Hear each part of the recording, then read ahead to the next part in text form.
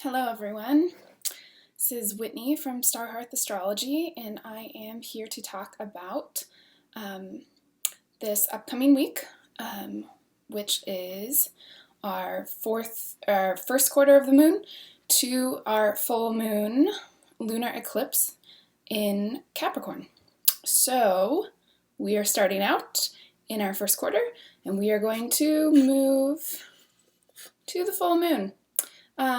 And it takes about a week, and we'll pass through the waxing gibbous phase, and we'll go through a whole bunch of other stuff. So I'm going to start actually with a little bit of a recap of last week because it was a big week. We had a lot of things happen. One of the things was the end of Venus retrograde, which happened on the 25th or 24th, depending on where you are in the globe. And so I think we're having a lot of kind of lessons come out of that, because Venus retrogrades offer us the opportunity to really change our relationships and update them in ways that needs to happen, and that is based on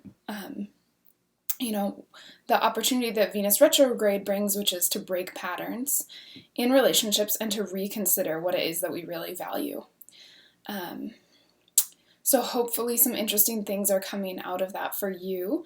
I always find Venus retrogrades super rich times, and lots of good juicy stuff to work on coming out of that. So if you want to share that, let me know in the comments what you've been learning from that. That would be great. We also today had Mars switch into Aries. And so I think over the next week we'll kind of start seeing what that looks like, and I'll get into that later in the video when we talk about the Mars sextile to Saturn, which happens on Sunday the 28th. Because I think we're going to really start getting intentional with that Mars and Aries really quickly. But it's a big shift from Mars and Pisces, so we're kind of out of the deep waters, onto dry ground, and hopefully have some clarity from that Venus retrograde, although we're still in the middle of our Mercury retrograde. But we'll have some clarity with that, with Mercury's cazimi with the Sun in the next week too. So hopefully things are starting to feel different, and not just kind of in the bog of where they have been, it feels like, for the last couple weeks. Also, moving into the first quarter of the moon, we're kind of ringing ourselves off from our renewal with the new moon, kind of asking things in our lives to take on concrete forms and to figure out kind of what is really going on. So it's a pretty Marsy time from just in the moon phase. We're asked to kind of take action, take initiative, and back that up with actually doing stuff, and not just the kind of inspiration and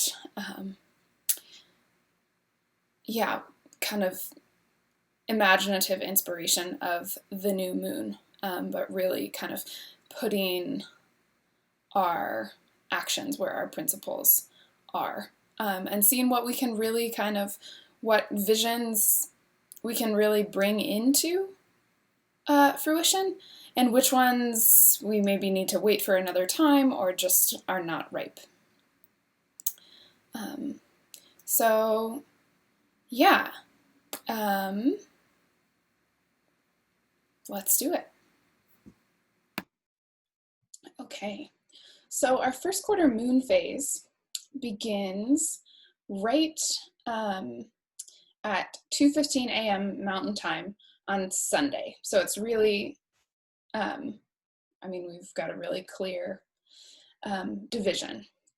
The first thing that happens on Sunday is we enter the first quarter phase of the moon. So I'm going to share the chart so we can take a look at that. So here is where we start off this, the phase from the first quarter to the full moon, which is going to happen on Saturday, the 4th, at least in my time zone and my location. It may be the 5th for some of you on the East Coast. So the first quarter moon, as I was kind of getting into a moment ago, is really this space. We've got the sun over here in Cancer. We've got the moon in the next cardinal sign in Libra at 7 degrees of Libra.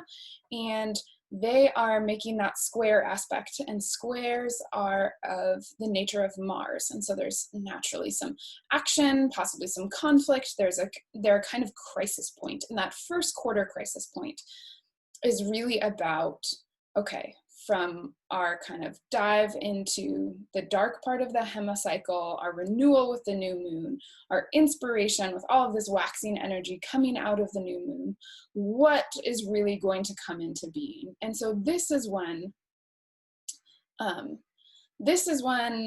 we, the seed kind of breaks the surface of the ground and we kind of see what's going to make it, which is why, I know lots of people do rituals around setting intentions around the new moon, and I feel that, but I prefer to not worry about setting intentions till the waxing crescent, or even until this first quarter, because I think it's important for us to hold space for kind of what comes out of our dreams, what comes out of the unconscious, and not try to force the energy of the new moon to really emerge in an articulate way. It's kind of get in touch with ourselves, but I don't like using words because words can concretize. And the new moon is not a space of things being concrete. They kind of reach that space at the first quarter of like, okay, so all of this inspiration you have, what does that actually look like, and how is that actually going to manifest? And we're going to have it manifest in some way. So there is this kind of sense of like, okay, so what is actually going to happen? And there's a crisis there. And people who are born under this moon phase kind of live in that crisis, and they are constantly creating things, constantly trying to force things. They have lots of energy to get stuff done because they live at this crisis of like, okay, it's kind of now or never, what is going to emerge into the light. And then we also have, coming off of yesterday, we have Mars in Aries, and it's in a loose square with that first quarter moon. So we feel that, right? So we've got this first quarter, which is the nature of Mars, and we've got a Mars that just got really Marsy. So it's been a little bit less Marsy, swimming through the waters of Pisces, dealing with loss, dealing with confusion, dealing with a conjunction to Neptune. But now it's back in its home sign of Aries. It's going to be here for a long time. So we're going to really get to know Mars and Aries in ourselves, in other people, in the collective. And Mars and Aries has this kind of go-getter attitude. And so, right, that has a lot of that energy to kind of push us through that square really fast, and kind of invigorate it with a lot of initiative. So that'll be kind of fun. And this is going to be the part of it that's fun, because Mars is going to slow down and go retrograde in September. And then we're going to be dealing with the part of Mars and Aries, which is less fun, which is reworking where aggression oversteps bounds, or the limitations of our personal power, which is a theme of all Mars retrogrades, but really going over that spot in our lives. But now's kind of the fun part, because we got a Mars that is no longer waterlogged, that's back in action in Aries, and we can really get some stuff done.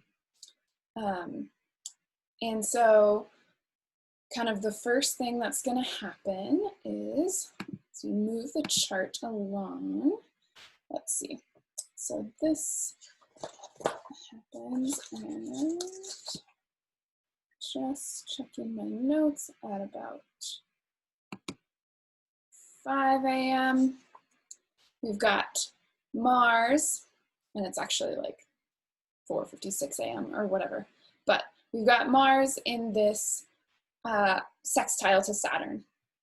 So we've got Saturn in Aquarius for just a couple more days. Saturn is moving retrograde, is going to go back into Capricorn this week.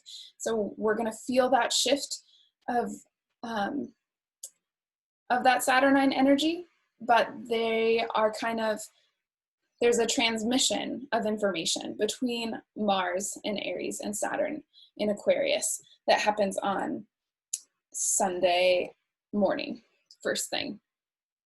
And that is because Saturn is about to leave Aquarius and it's going to go back and deal with issues in Capricorn until December. So from July 1st until I think it's about December 20th, Saturn is going to be back in Capricorn dealing with that stuff. Whereas Mars is kind of getting its instructions, getting its mission, checking in with Saturn, checking in on what kind of Saturn's plans for the future are, while Saturn is going to go back into the past. And so there's going to be a little bit of a disconnect, right? Because we've got this sextile between Mars and Saturn. Mars is all ready to go, chomping at the bit. Is going to have this sextile with Saturn, and then go forward into the future with Saturn and Aquarius themes, right? Kind of under the blessing. They're both really strong. They're both in signs of their rulership. And they have the opportunity to kind of get on the same page, and for Mars to get that fire to go ahead and take initiative on whatever Mars is trying to do. And then Saturn is going to retrograde back into Capricorn, and the tension of Mars's retrograde through Aries is going to be hugely amplified by its square with Saturn. And Saturn kind of has this, Saturn's going to renegotiate. It's, it's moving out of the sign of Aquarius, representing kind of the future and the way that things could be and the way that things maybe should be, and going back into Capricorn, which is about the establishment and institutions and tradition and the oppression of the way things are. And so it's important that we kind of check in with this Mars to Saturn sextile, but then also understand that it probably, is not going to come into fruition in the way that it looks. Because Mars is checking in with a Saturn that it's later going to have to battle with when we're dealing with those squares throughout the fall, which will be part of the Mars retrograde. So yeah, that's kind of what we start out with. On Sunday, we have the moon in Libra. The moon in Libra is, wants things to be beautiful. And is craving that harmony. So I think that there can be this sense of optimism with this moon in Libra that's like, oh no, we have the opportunity for relational harmony. Look at what I am bringing from my Cancer new moon, which is, our Cancer new moon solar eclipse at 0 degrees Cancer, the most raw Cancer energy about kind of this new sense of family or this new sense of belonging. And right, the moon is going to know how to do it because it's in Libra, and it knows about reconciliation, and it knows about compromise, and it knows how to balance other people. And that's really sweet. And Mars connecting with Saturn, Saturn in Aquarius, that is about kind of, our ideas of utopia for the community, and Mars is the hero that's going to make it happen. Okay, so we'll see. That's not really how things have been going, but hopefully that's where they're tending. So then on Monday, the 29th, we are going to, let's see, just want to get the moon in Scorpio. Come on.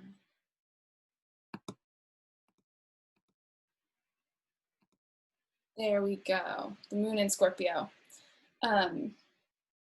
So that happens around 4:45 p.m. on Monday the 29th, we've got the moon in its fall in Scorpio. So, and also in a water sign, and it's growing more powerful with more light. So the moon, when we have the moon in Scorpio, the energy turns from being less of like, oh, we can make this all work and like, let's all be polite and it's Libra and we don't want things to get messy, right? And what has happened in the transition from Libra into Scorpio is that we have understood that, right, kind of sweeping things under the rug so that they are pleasant may kind of soothe that Libra need for things to be pleasant on the surface and appear harmonious. But we're kind of like, okay, wait, there's something else going on underground, and we've got to look at that if we really want to, like, you know, if beauty is truth and it's not just the appearance of harmony, then we got to go dig deeper, look for it, look into the interpersonal shadow, find out what's really going on, and possibly transform it, because the shadow is kind of poisoning this harmony of Libra. So the moon has more teeth in Scorpio, and there can be this tendency when the moon is in Scorpio to kind of for us, depending on how that moon relates to our natal moon, where it is in our charts, for issues of power to come up. And sometimes that can look like possessiveness. It's a little bit more emotional because it's an emotional sign or a water sign, and it's gaining strength in light. And so those things are probably going to take the form of like actual things that happen to us. So actual interactions, actual ways that we are behaving ourselves. So, you know, it offers the possibility to go really deep with people and get to know people really deeply, especially because we are in eclipse season, and eclipse season just kind of has that flavor and offers that opportunity. But it can also get a little bit dangerous because boundaries, we are more willing to push through people's boundaries in an effort to truly see them or to see the truth about something. So boundaries are a little bit less important to us. Then on June 29th or on the wee hours of June 30th, we have our second Jupiter-Pluto conjunction. So let's see. I can get us to looking at that. Let's see.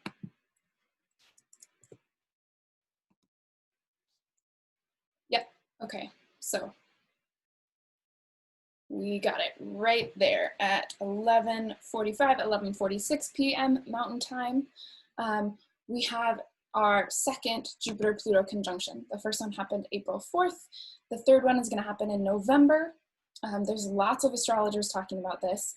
And so I won't kind of go into a whole big spiel about it, but I will say, right, watching these conjunctions as they speak to the spread and the fear of the coronavirus is really interesting. We kind of had the pinnacle of fear and where we got all of the stay-at-home lockdown orders right around April, right around their first conjunction. It'll be interesting to see. We've got you know, rising numbers in a number of states, and a number of states are starting to either slow their reopening or add additional restrictions. And I think that'll be interesting to see how that develops over the next week. I think also, as some other astrologers, Austin Coppock has pointed out, this is going to be the day where the numbers from the second quarter come out,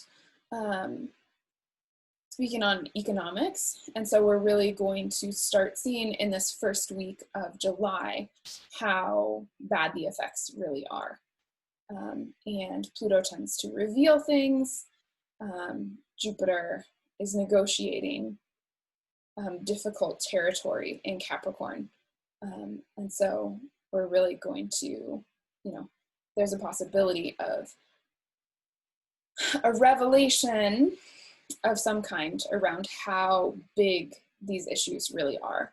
Because both Jupiter and Pluto deal with size. Jupiter expands things, Pluto either shrinks or expands things a lot, kind of more in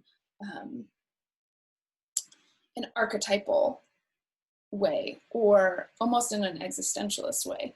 Whereas Pluto is not going to tell you that you are more important than you are, and it's probably going to tell you that you're not important at all. But also Pluto is going to be the energy that allows you to inflate your sense of self to become larger than life. And Jupiter has a little bit of that larger than life flavor as well. So we'll see. They're also meeting up just a couple degrees off from where the Saturn-Pluto conjunction took place in January. So really these kind of 20 degrees of 22, 24 degrees of Capricorn, and so kind of all of the cardinal signs are really getting worked in a big way. So that, unless it's hitting something really personal in your chart, I would look for it in the collective. Or, if something big is happening for someone, one of your friends or your family, then maybe it's hitting something really big in their chart. And so we might see, you can also see it kind of show up in your life in that way because, right, not all transits are about you. Sometimes they represent, transits to different areas of your chart are going to represent the people in your life. So, if you're a Cancer rising and Capricorn is in your 7th house, that might show up as a partner. If it's in your 4th house, it might show up as a parent. If it's in your 5th house, it might be a child. The 11th house, friends. So, right, so not all of this is going to be kind of like, it doesn't just spontaneously arise out of you. Okay, and then the 30th, we have the Sun squaring Chiron. So you can kind of almost see it without me changing the chart over here. We've got the Sun. In Cancer, it's going to move into a square with Chiron. And so, again, we have this square aspect that challenges us to kind of take action, think creatively. Chiron and Aries, I think, is the medicine of how we are healing our self-concept, how we're healing our self-assertion. I think Mars, working with Chiron there, is really kind of asking us to check ourselves if we've been out of line. Or it's going to kind of bring us the energy to start asserting ourselves. But that might, you might not do it perfectly. And the Sun in Cancer is asking like, where, which of my needs and which of my personal truth that's connected with my emotional needs, where is that harming myself? So possibly where am I being too passive? Where am I not, where do I wish I belonged that I'm missing? And kind of, right, confronting this, this medicine. I think Chiron spends a lot of time being talked about as the wound and the soul wound and the wounded healer. And I think it's important that we remember that Chiron is also the medicine. So wherever Chiron is moving through in our charts, it's bringing the medicine, right? But sometimes the medicine involves getting wounded first, right? If we're going to heal something rotting inside of us, we have to cut it open and get it out first. And that can be the uncomfortable part. And the Sun coming in contact with that, really bringing that that place where we want to self-actualize into that square can have some harsh realizations, but it's also a really great time to take responsibility because we can really get the medicine when we're taking responsibility for what we want and our own power. So that's on the 30th. Then we also have Mercury in Cancer is going to sextile Uranus in Taurus.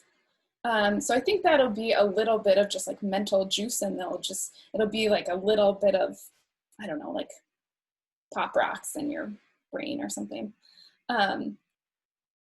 That's just about like having our mental acuity just kind of flash up a little bit, because Mercury has been in Cancer, and Cancer is so watery and so kind of dreamy and so kind of imaginative. I'm sure, I don't know how you guys are feeling, but I have kind of been feeling like my brain has turned to mush. And I think part of it is being a few weeks away from giving birth. And so, as my friend said, you don't need your prefrontal cortex for the next few months, so it's just going away. And so I think it's a combination of that, having trouble remembering details, and then Mercury retrograde.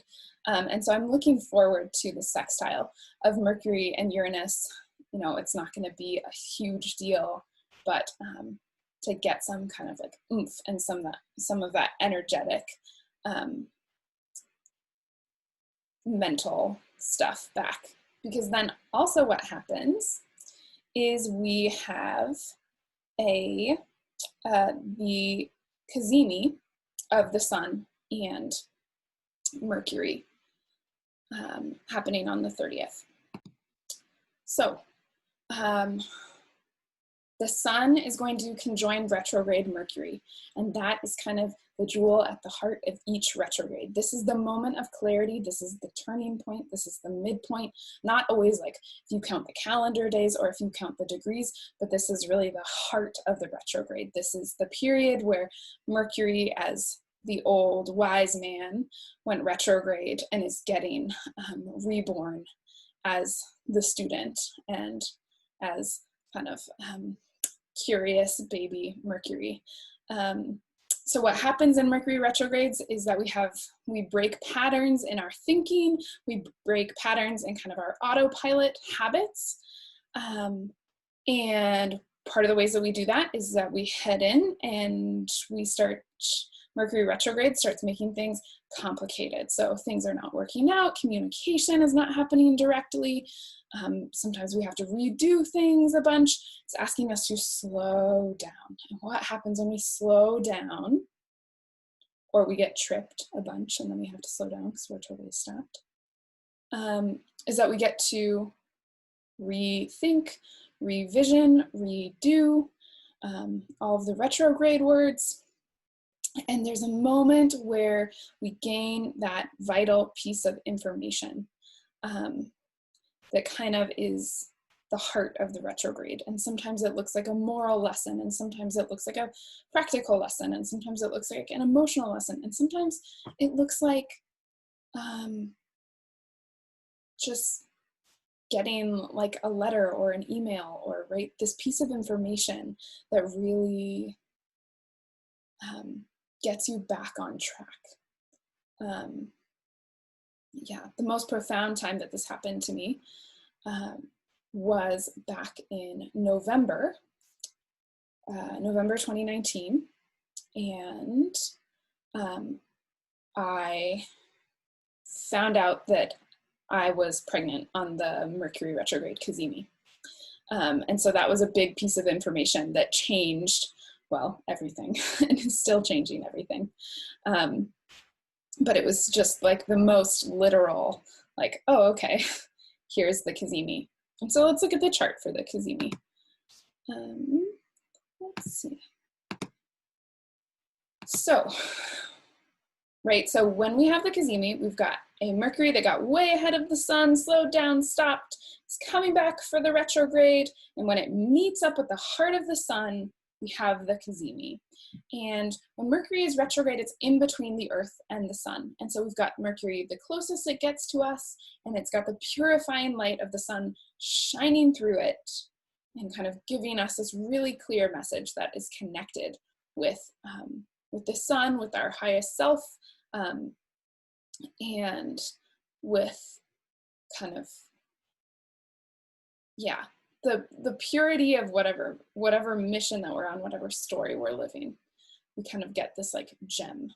And so that's happening. So it's pay attention to the messaging on Tuesday. It might be, it's going to be an intense beginning of the week, but that cazimi is really important. It's as important as the stationing retrograde and the stationing direct. So yeah, take some time, listen to the messaging that's coming up, listen to your own thoughts, but it's in Cancer, so it maybe gets imaginative. If you need to do that by writing, if you need to do that by painting, you need to sing it out, if you need to dream it out, if you just need to actually be in communication with your family, because it's in Cancer. Also, Cancer has a lot to do with memory and nostalgia. So if you need to, spend some time thinking about the past, grieving the past, realizing that the past is gone, then that's all part of it. Okay, moving into July. Okay, oh my goodness, it's already July. We have Saturn going back into Capricorn. So, Saturn was in Capricorn from December of 2017 until March 20th of this year, March 21st. And then it moved into Aquarius. And now it's going to go back into Capricorn. So one of the ways to think about this and how it affects you is whatever you were in the middle of dealing with that kind of shifted in the middle of March may come up again.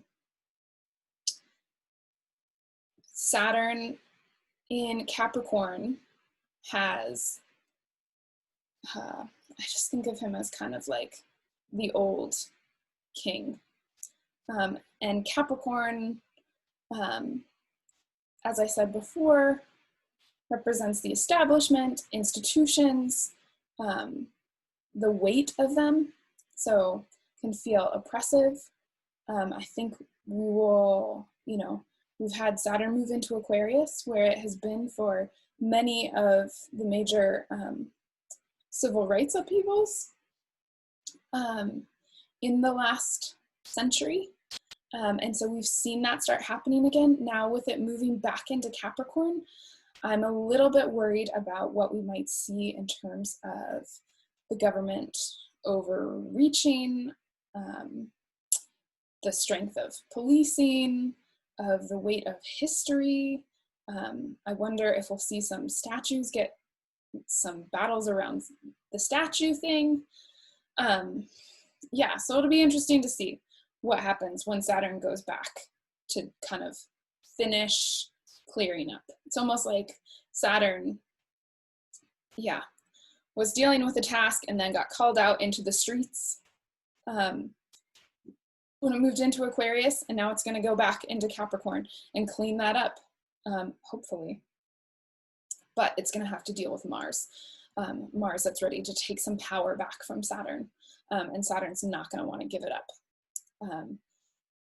So I think, moving into the second quarter or the third quarter of the year, we're going to see a lot of tension and a lot of aggression and a lot of power games.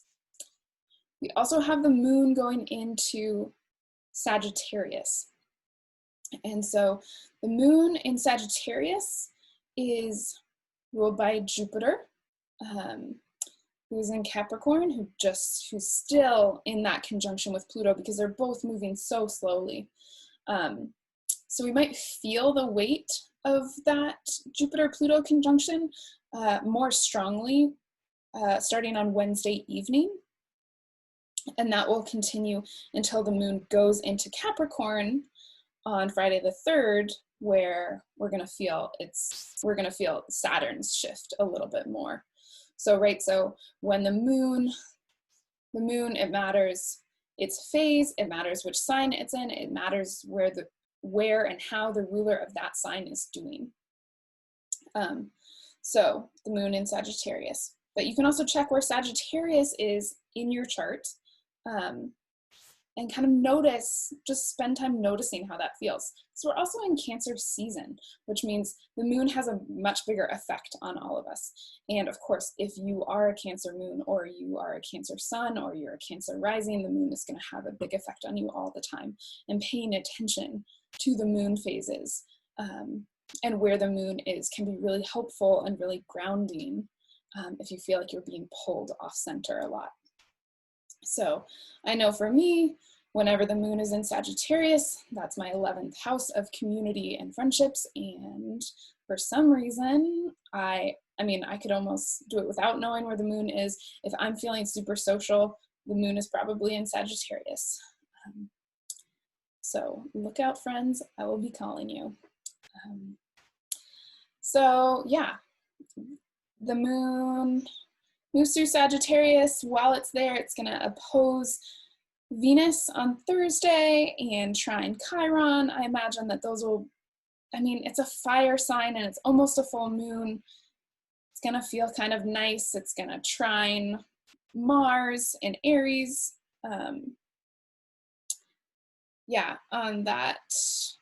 On Wednesday night.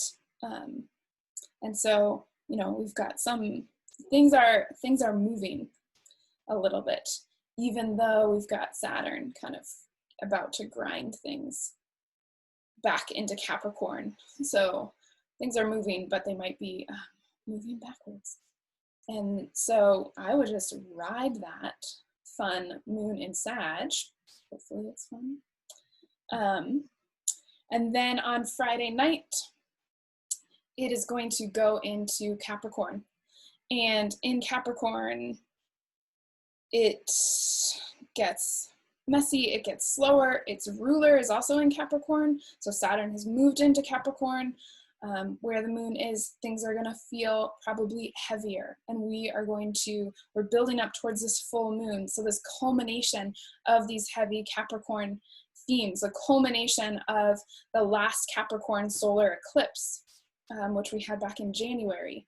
So this is going to be, we're going to see the culmination of whatever that was for you. And that eclipse happens at around 14 degrees of Capricorn.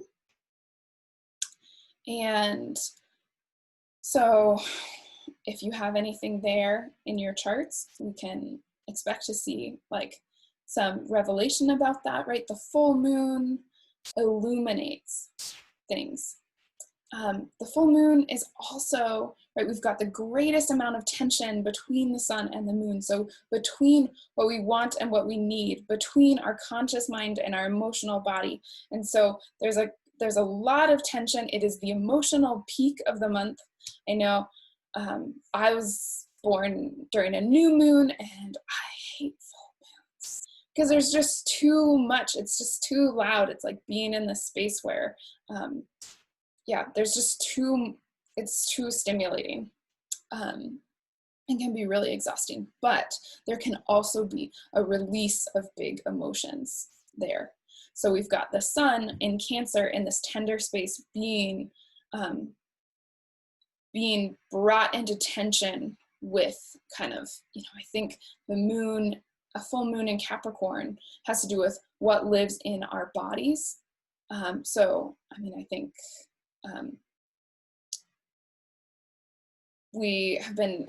it's been so much in the collective dialogue about the systemic problems and all of the systemic structures that we have in our own minds adopted unconsciously, and how they wound us individually and collectively. And so I think this full moon might really bring tension to that, and it's an eclipse. So, right, it's about like how, what is it time to end? And then we kind of get 6 months of how do we recycle this? How do we put it back in the compost? How do we change how much energy it's demanding? How do we make it demand less by realizing what's time to let go of, and what's time to pass. So that full moon happens right at the end of Saturday in that eclipse. And that's going to be our final eclipse of eclipse season. So it's been a super long eclipse season. We've had 3 eclipses instead of 2, which means we've got, by the way I count it, 6 weeks of eclipse season. So we're officially out of eclipse season when we have our first new moon or full moon that is uneclipsed. So that will happen in July, on July 21st, with our second Cancer new moon, which will bring the end to eclipse season and hopefully a new beginning at a very mature Cancer at 28 degrees. And so we've got 2 more weeks of eclipse season. I know it's been putting a lot of you through the ringer. It's felt really intense. Make sure you're taking care of yourself. Make sure you're taking care of others. Give yourself more space to process emotional content because we've got a retrograde Mercury, and we're in Cancer season, and it's the eclipses, and it's bringing up fate, and it's bringing up all this old stories. So just try to have more tenderness and realize that things are going to take more time. And I will be back next Saturday to talk about our full moon to the 4th quarter, and what energies have culminated and how we're going to integrate those, how those are going to change our plans, and kind of what inertia they have sent us off on, which is really the energy of that quarter of the moon. So a really huge thank you if you've made it this far in the video, even if you haven't. Thank you. I really appreciate everyone being here. You can, if you're interested in readings, you can check out my website at Starhearth Astrology, or my Instagram. If you want to know how to figure out which moon phase you are, I have in my Instagram highlights a little tutorial on that. So I wish you all a very good week. I hope you stay grounded and stay centered as the moon works towards fullness during eclipse season. Okay, be well.